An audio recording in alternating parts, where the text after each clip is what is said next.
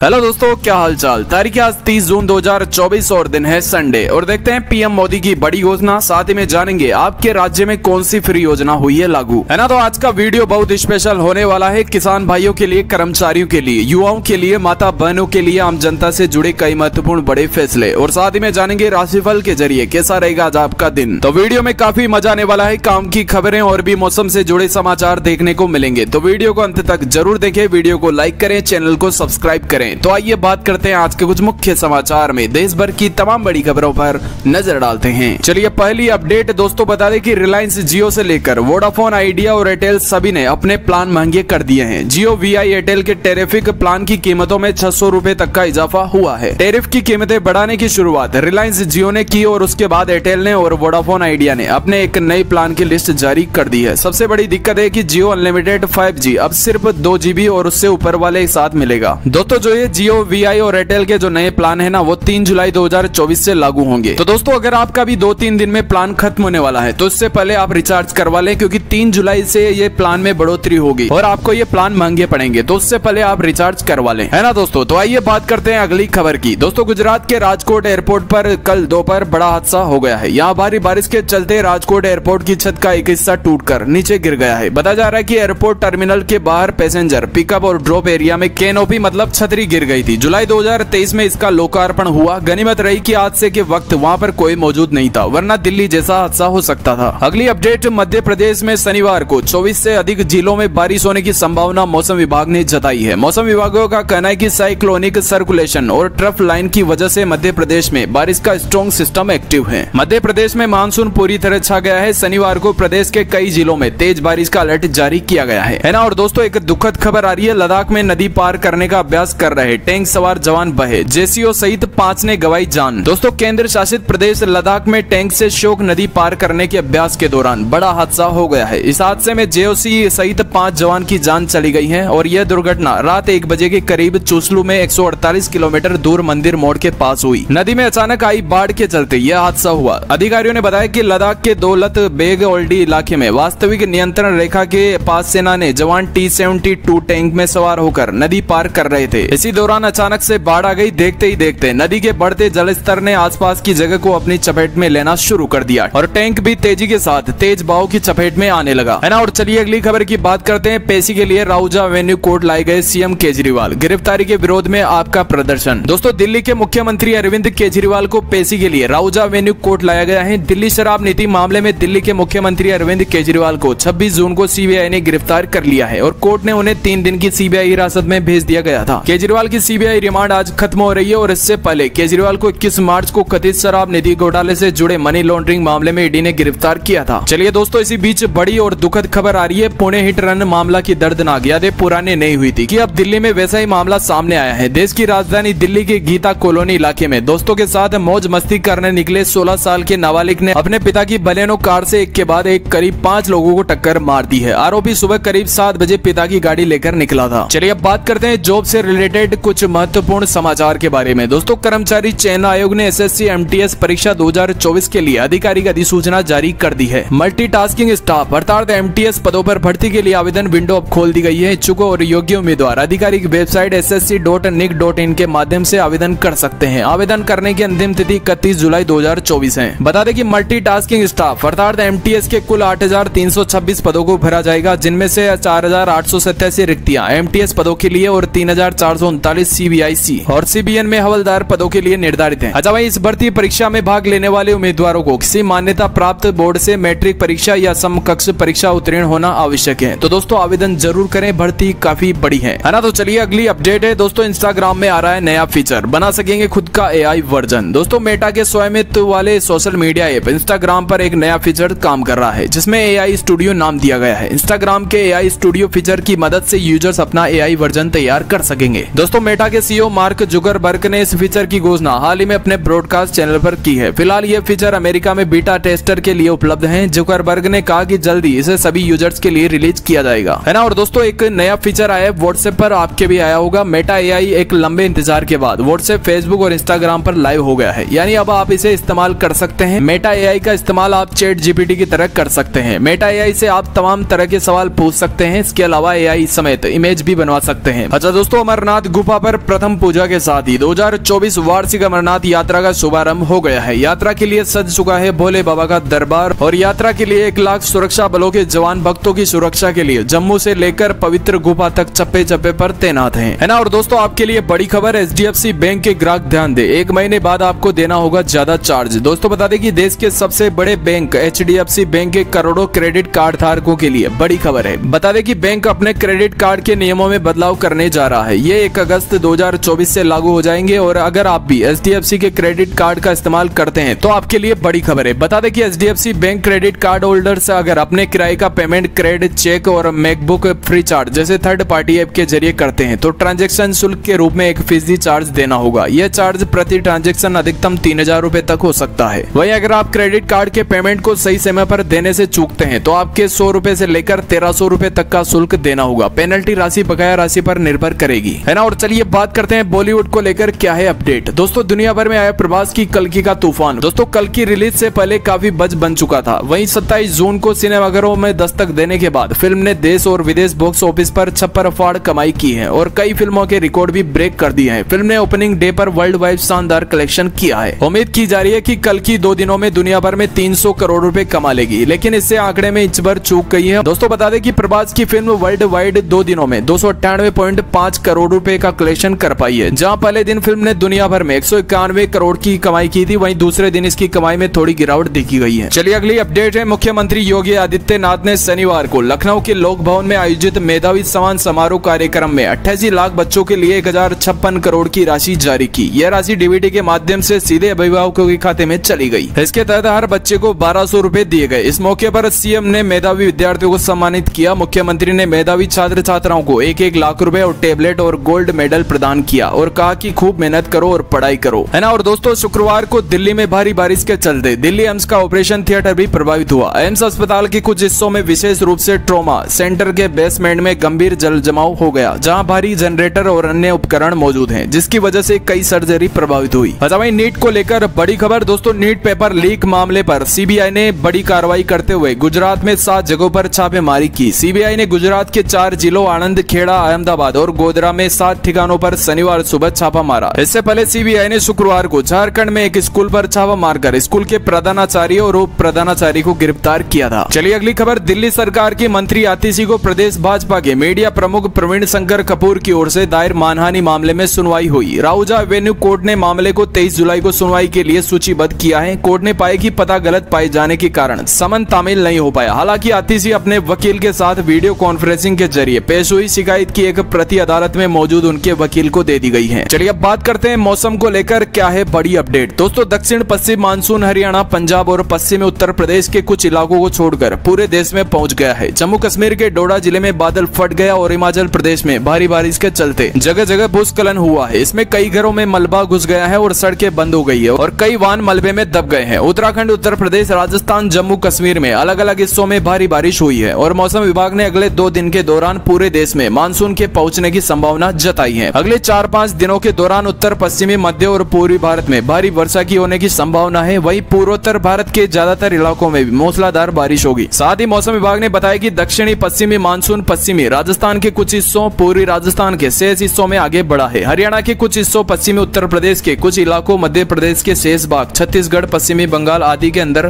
पहुंच गया है ना। और दोस्तों महाराष्ट्र के मुख्यमंत्री एकनाथ शिंदे ने शनिवार को सभी धर्मों के वरिष्ठ नागरिकों के लिए तीर्थ यात्रा योजना, मुख्यमंत्री तीर्थ दर्शन योजना का ऐलान किया है। उन्होंने कहा कि ये योजना उन बुजुर्गों की मदद करेगी जो खुद तीर्थ स्थल नहीं जा पाते हैं। शिंदे ने शिवसेना विधायक प्रताप सर नाइक के प्रस्ताव का जवाब देते हुए राज्य विधानसभा में ये घोषणा की। सीएम ने कहा मुख्यमंत्री तीर्थ योजना सभी धर्मों के वरिष्ठ नागरिकों के लिए होगी, है ना। और अगली खबर है, नकली शराब से मौतों के बाद जागी स्टालिन सरकार, नियम और कड़े करने के लिए संशोधित विधेयक पारित। दोस्तों तमिलनाडु के कलाकुरिची जिले में हाल ही में अवैध देसी शराब पीने से कम 34 लोगों की मौत हो गई है। नकली शराब से मौतों के बाद आखिरकार स्टालिन सरकार जग गई है। अब उसने कड़े नियम करने को लेकर तमिलनाडु निषेध अधिनियम 1937 के संशोधन के लिए तमिलनाडु विधानसभा में विधेयक पेश किया है। दोस्तों विधेयक में अवैध शराब के आयात, निर्यात, परिवहन, कब्जे, निर्माण, बोतलबंद और उपभोग जैसे अपराधों के लिए विभिन्न दंडों का प्रावधान है। चलिए अगली खबर की बात करते हैं। राकांपा अर्थात एसपी अध्यक्ष शरद पवार ने शनिवार को लोकसभा स्पीकर ओम बिरला के भाषण में आपातकाल का उल्लेख अनुचित बताया है। उन्होंने कहा कि यह उनकी पद की गरिमा के खिलाफ है। शरद पवार ने कहा कि उनके भतीजे और महाराष्ट्र महाराष्ट्र के उप मुख्यमंत्री अजित पवार के बजट पर कटाक्ष किया है। उन्होंने कहा कि वे सिर्फ जनता को यह दिखाना चाहते हैं कि वे कुछ बड़ा करने जा रहे हैं। दोस्तों 18वीं लोकसभा में ओम बिरला अध्यक्ष पद पर चुने गए। अध्यक्ष पद के चुनाव के बाद ओम बिरला ने पूर्व प्रधानमंत्री इंदिरा गांधी 1975 में लगाए गए आपातकाल को संविधान पर हमला बताते हुए एक प्रस्ताव पढ़ा, जिस कारण लोकसभा में हलबली मच गई। इस पर शरद पवार ने शनिवार को उन पर तंज किया। उन्होंने कहा कि अध्यक्ष ने अपने संबोधन में आपातकाल का उल्लेख करके पद की गरिमा को खो दी है। आपातकाल को 50 साल हो चुके हैं, इंदिरा गांधी अब जीवित नहीं है, तो अध्यक्ष अब इस मुद्दे को क्यों उठा रहे हैं। अच्छा दोस्तों, आरएसएस से संबंध संस्थाओं जैसे भारतीय किसान संघ, भारतीय मजदूर संघ, लघु उद्योग भारतीय और स्वदेशी जागरण मंचों के प्रतिनिधियों एवं अन्य पदाधिकारियों ने पिछले 2 सप्ताह के दौरान वित्त मंत्री को अपने सुझाव सौंपे हैं। वित्त मंत्रालय बजट से पूर्व विभिन्न क्षेत्रों एवं संगठनों के साथ चर्चा कर रहा है। साथ ही भारतीय संघ के कई सदस्यों ने अन्य व्यापारी संघों के साथ वित्त मंत्री को अलग से ज्ञापन सौंपा। दोस्तों संघ ने मनरेगा में कार्य दिवसों की संख्या साल में बढ़ाकर 200 दिन करने का सुझाव दिया है। और वहीं किसान संघ ने पीएम किसान निधि की राशि 6000 रुपए से बढ़ाने की मांग की है। यह योजना वर्ष 2018-19 में शुरू की गई थी, है ना। और चलिए अब बात करते हैं बड़ी खबर की। सरकारी जॉब को हल्के में लेना पड़ेगा महंगा, 49 लाख कर्मियों की समीक्षा, रिटायरमेंट की तैयारी। दोस्तों केंद्र सरकार की नौकरी को हल्के में लेने वाले कर्मचारी अधिकारी फंस सकते हैं। सरकार ने 49 लाख कर्मियों की आवधिक समीक्षा को गंभीरता से लिया है। जिन कर्मियों का कामकाज ठीक नहीं होगा उन्हें जबरन रिटायर करने की पूरी तैयारी कर ली गई है। भारत सरकार के कार्मिकों, लोक शिकायत तथा पेंशन मंत्रालय के कार्मिकों और प्रशिक्षण विभाग द्वारा 27 जून को इस बाबत एक कार्यालय ज्ञापन जारी किया गया है। उसमें सभी मंत्रालयों और विभागों से कहा गया है कि जिनकी कार्मिकों की ईमानदारी संदिग्ध है, उनके कामकाज की रिपोर्ट ठीक नहीं है, उनकी सूची तैयार करें। हर माह ऐसे कितने कर्मचारी हैं जिनके खिलाफ जबरन रिटायरमेंट देने का आदेश जारी हुआ है, उसकी सूची बनाकर डीओपीटी को प्रेषित करें। चलिए अगली खबर की बात करें। कांग्रेस संसदीय दल की अध्यक्ष सोनिया गांधी ने हाल ही में अंग्रेजी अखबार में अपने आर्टिकल के जरिए प्रधानमंत्री नरेंद्र मोदी पर हमला बोला है। उनके इस आर्टिकल को साझा करते हुए राज्यसभा में विपक्ष के नेता और पार्टी अध्यक्ष मल्लिकार्जुन खड़गे ने शनिवार को पीएम पर आरोप लगाया कि वह हाल ही में हुए संसदीय चुनाव में मतदाताओं द्वारा दिए गए संदेश पर विचार नहीं कर रहे हैं। इसी के साथ ही खड़गे ने जो सोशल मीडिया एक्स है उस पर कहा कि सीपीपी अध्यक्ष सोनिया गांधी का कहना है कि इस बात से जरा भी संकेत नहीं मिलते हैं कि उन्होंने लोकसभा चुनाव 2024 के जनादेश को समझा है और लाखों मतदाताओं के संदेश पर गौर नहीं किया है। अच्छा वही बड़ी खबर आ रही है। रूस के साथ जंग खत्म करने को तैयार यूक्रेनी राष्ट्रपति जेलेंस्की बोले एक बड़ी योजना पर चल रहा है काम। दोस्तों यूक्रेन हाल ही में अपने 10 लोगों को रूसी कैद से वापस लाने में कामयाब रहा है। यूक्रेन के राष्ट्रपति वोलोदिमीर जेलेंस्की ने कैदियों की रिहा के बारे में शुक्रवार को जानकारी दी है। इसी बीच उन्होंने बताया कि रूस के साथ जंग समाप्त करने के लिए वह एक बड़ी योजना तैयारी कर रहे हैं। उनका मानना है कि उनकी योजना का दुनिया भर के अधिकांश देशों द्वारा समर्थन किया जाएगा। अगली खबर है। कांग्रेस संसदीय दल की प्रमुख सोनिया गांधी ने प्रधानमंत्री नरेंद्र मोदी और केंद्र सरकार पर बड़ा हमला बोला है। द हिंदू में लिखे एक अपने लेख में सोनिया गांधी ने नीट परीक्षा में धांधली को लेकर कहा, परीक्षा पर चर्चा करने वाले पीएम पेपर लीक पर चुप्पी साधे हुए हैं। इस परीक्षा ने देश भर के तमाम परिवारों को तबाह कर दिया है। सोनिया गांधी ने लोकसभा में इमरजेंसी पर मोदी सरकार के प्रस्ताव को लेकर भी जवाब दिया है। सोनिया ने कहा कि 1977 के चुनाव में लोगों ने इमरजेंसी पर अपना फैसला सुना दिया, जिसे बेझिझक स्वीकार किया गया, लेकिन 3 सालों के भीतर कांग्रेस को इतना बड़ा बहुमत मिला है जिससे पीएम मोदी की पार्टी अब हासिल नहीं कर पा रही है। अच्छा भाई, पश्चिम बंगाल में लोकसभा चुनाव के बाद हो रही राजनीतिक हिंसा की जांच करने के लिए भाजपा के राष्ट्रीय अध्यक्ष जेपी नड्डा द्वारा गठित 4 सदस्यीय फैक्ट फाइंडिंग कमेटी ने अपनी रिपोर्ट में राज्य की मुख्यमंत्री पर कई बड़े आरोप लगाए हैं। भाजपा अध्यक्ष को शुक्रवार को सौंपी गई रिपोर्ट में कमेटी ने बताया कि ममता बनर्जी के शासन में पश्चिम बंगाल अब मिनी पाकिस्तान बन गया है। चलिए अब बात करते हैं आज के राशिफल की। सबसे पहले बात करते हैं मेष राशि। तो आज का दिन आपके लिए कला कौशल में सुधार लेकर आएगा।